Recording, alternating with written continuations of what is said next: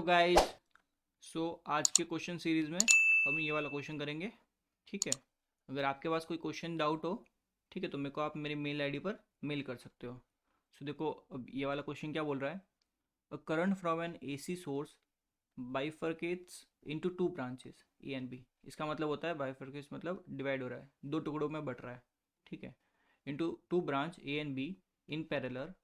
Branch A is an inductor with 30 microhenry inductance and 1 ohm resistance, and branch B is another inductor with inductance L and 1.5 ohm resistance.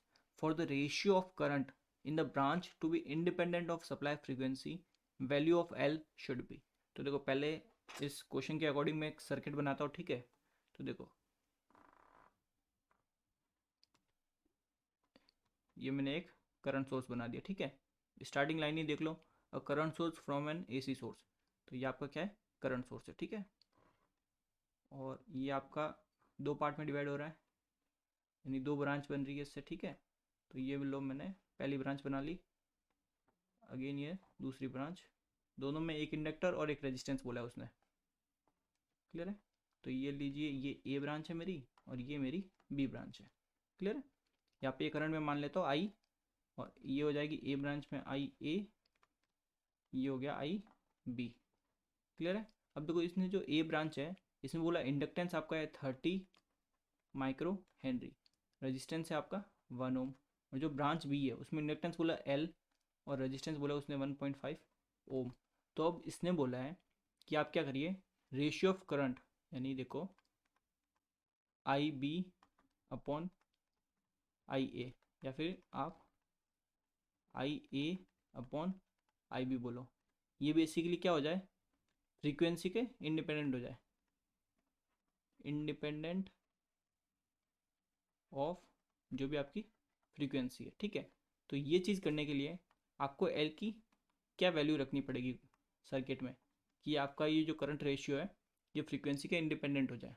Clear है, तो देखो step by step चलते हैं एकदम।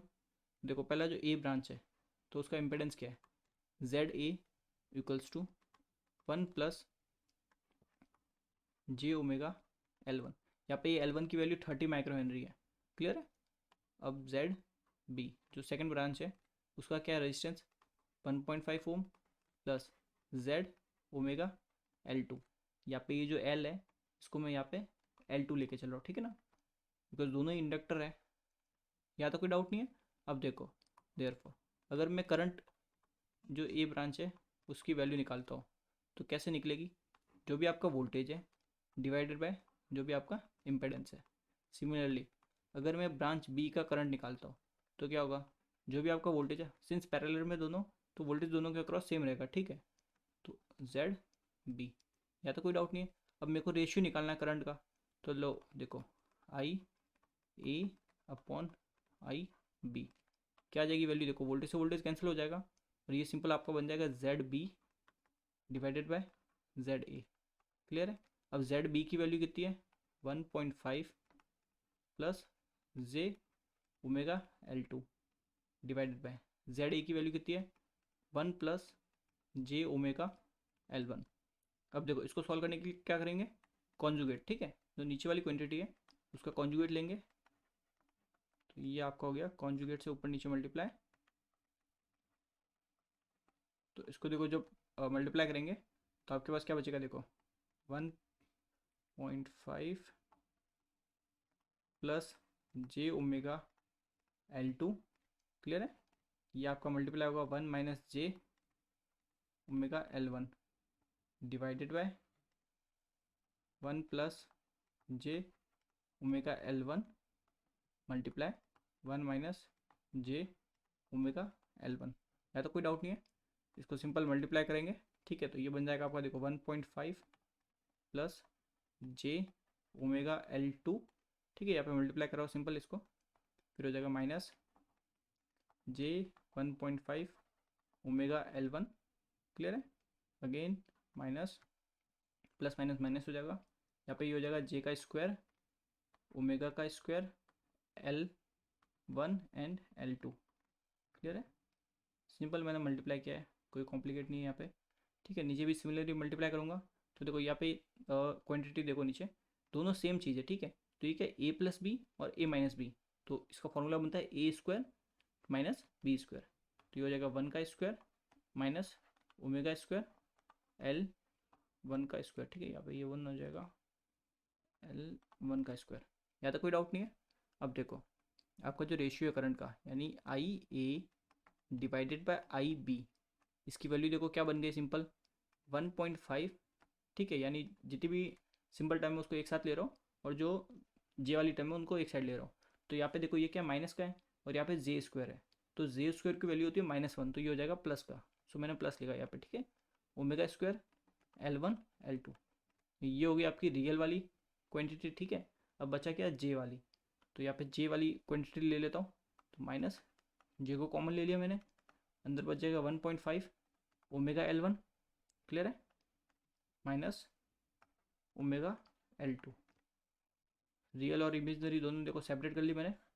अब जो नीचे है वो तो देख लो 1 माइनस ओमेगा स्क्वायर L1 का स्क्वायर। तो यहाँ तक तो सही है, देखो आपने करंट का रेशियो निकाल दिया, क्लियर है।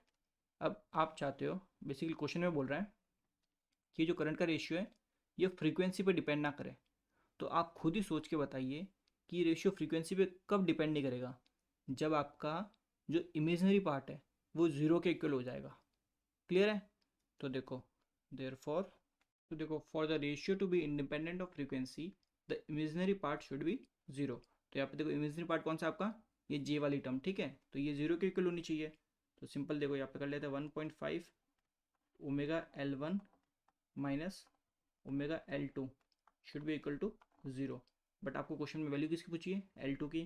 तो यहाँ से देखो अगर L2 की मैं वैल्यू निकालता हूँ तो क्या आएगी, L2 इक्वल्स टू, यहाँ पे देखो ओमेगा से ओमेगा कैंसिल हो जाएगा, ठीक है ना, ये ओमेगा से ओमेगा कैंसिल।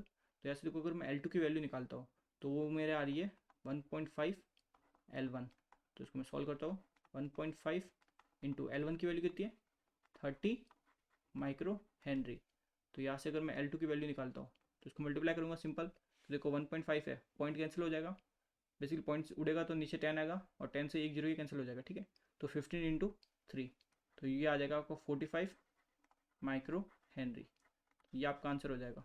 यानी कि अगर इस सर्किट में आप L2 की वैल्यू 45 माइक्रो हेनरी रखते हो तो आपका ये जो सर्किट में करंट का रेशियो होगा, यानी जो बी ब्रांच और ए ब्रांच, इन करंट का जो रेशियो होगा वो आपका फ्रीक्वेंसी पे डिपेंड नहीं करेगा, जब आप L की वैल्यू 45 माइक्रो हेनरी रखोगे, क्लियर है।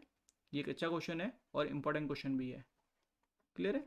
तो अगर आपके पास भी अगर कोई क्वेश्चन हो तो आप मुझे मेरी मेल ID पर मेल कर देना, ठीक है। So thank you very much.